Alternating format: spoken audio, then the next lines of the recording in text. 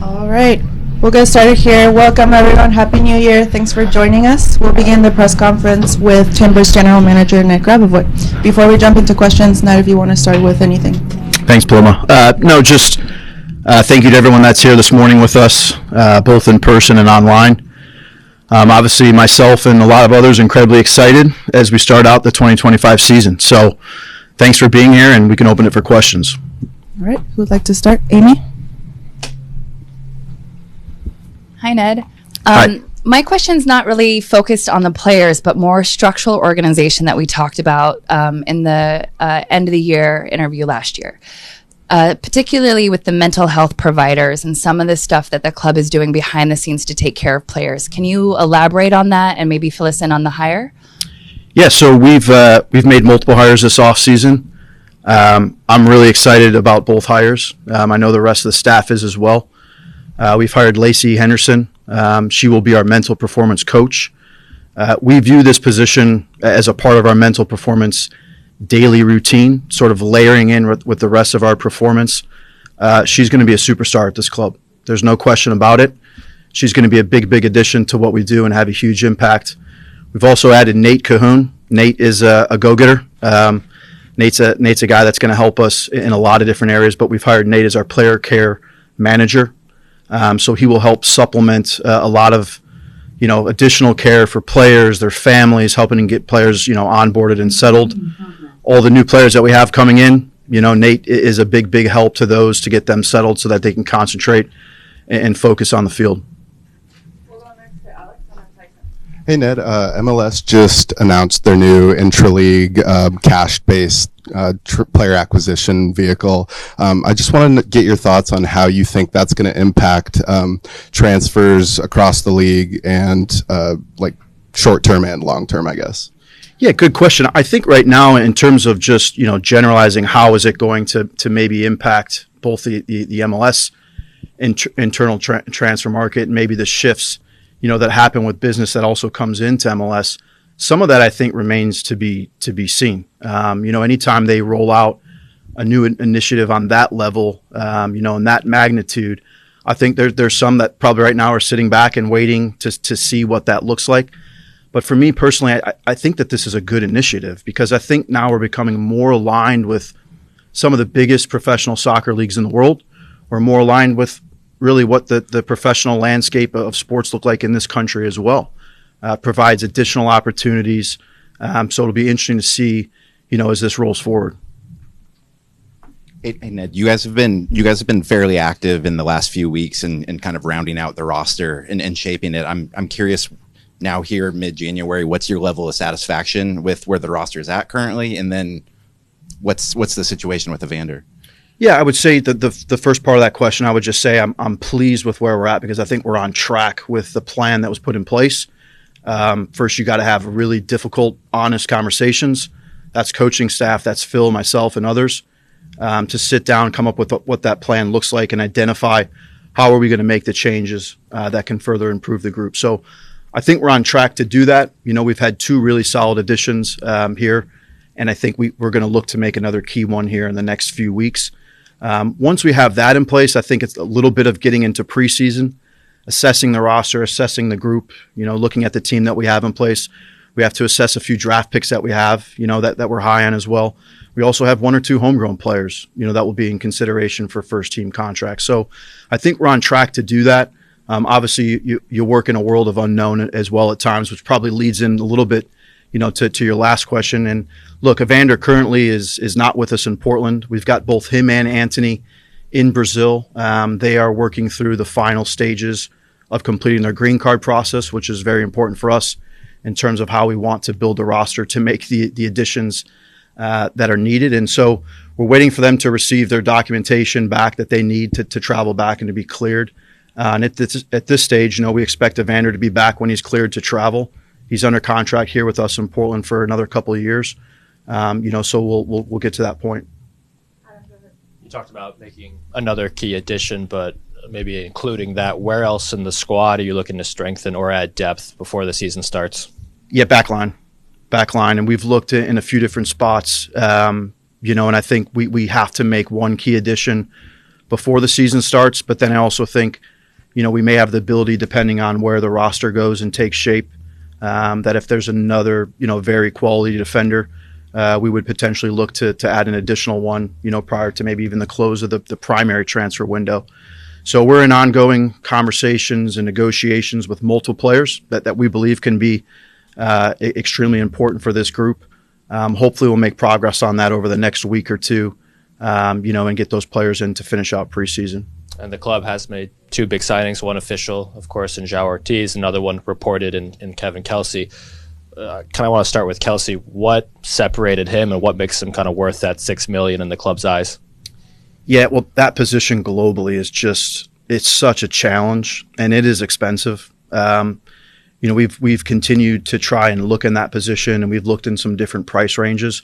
With the support of ownership, I think that's a big bet on a player that we believe has huge potential and upside. I would also say I think we found a massive value in a player that spent last season in MLS, and had some ups and downs, but we've seen with all these young players that we've brought in, that happens. He's still just 20 years old. He's got an incredible work ethic. I think having around our group with Phil, some of our other coaches, he can have a big impact here and a big potential. It is a big spend, but if things play out right and the player develops and continues to progress, we also might be saving money long term as well. So there's a bit of balance there. Other questions? John Rova?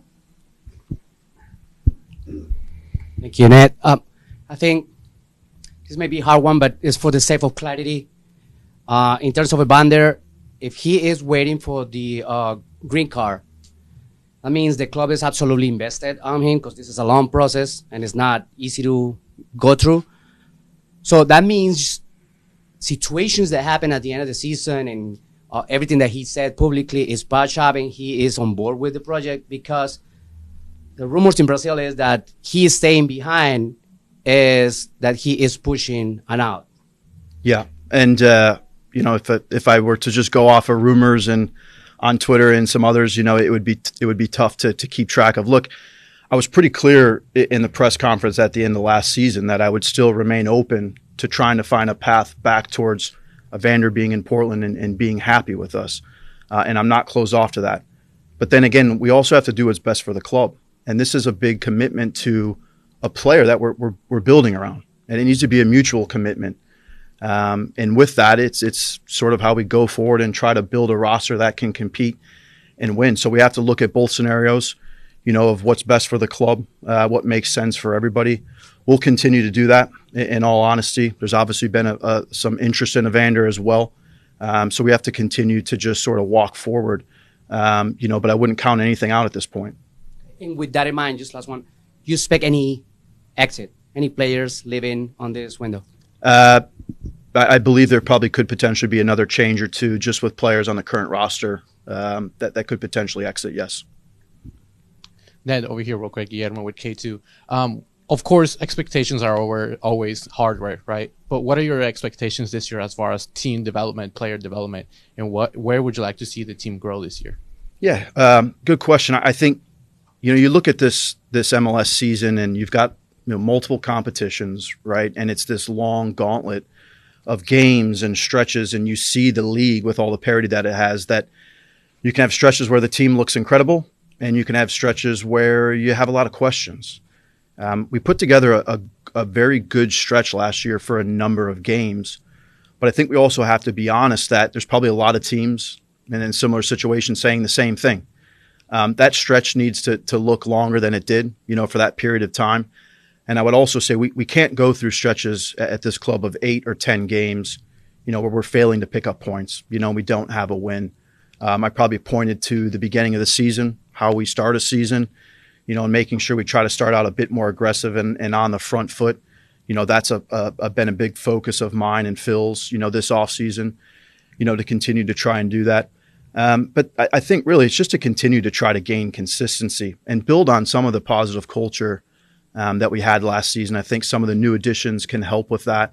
And then at the end of the day, we've got to have performances from the team and from individuals. It's a super competitive league, but we need to drive ourselves and we need to push ourselves higher in the table, to put it simply. We'll do a couple more, Alex. At the end of season press conference, you mentioned wanting to bring in some more veteran or experienced players to the roster, which you've done with Ariel Lassiter and Joao Ortiz. What did you like about those two players? And with the other moves that you're planning to make, are you going to skew more experienced with those or more youthful? Yeah, I think you'll continue to probably see a bit of balance. I think we've got some young players that have been within the club, and we still want to think of Santiago Moreno as a young player. We continue asking, more from a player like that every single year because he's an integral part of what we do. But experience was important. I think also it was important for us to add some size, and aerial ability for us to become a bit stronger as a team as well. And so we've had a real focus, on some of those profiles that can bring, that skill set to our group as well. In particular with Ariel Lassiter, we had two players last year leave, both, Marvin Loria and Dyron Esprit at different times. We needed to add some quality depth in that position with experience. He brings that. So that was an easy one for us to look at and identify. We believe Joao is probably an underrated player in a lot of ways. He can have a big impact within our midfield group. Kevin brings us a different profile at center forward, someone that can really hopefully drive competition. And then, like I said, we're looking along the back line. We're looking at some younger opportunities, but we're also looking at, very proven players as well. We'll continue to balance things as we move forward. Boss, how you doing? Happy New Year. You're the boss, I think. You're the boss. Leaving last season behind, but not forgetting about all the positive things that the club did last season.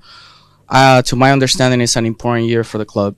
What are the main goals for this season, and what are the short-term goals, especially because I know that in a long season like the MLS, there are certain things that you guys need to get to in order to have a successful season. I just wanted to get your outlook on that.